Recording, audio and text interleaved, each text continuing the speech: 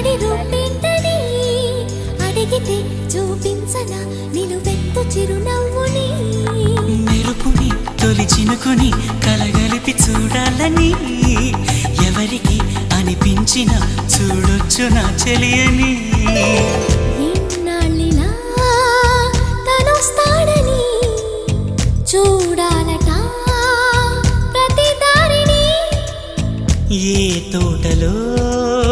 తనందోనని ఎటు పంపను నా మనసుని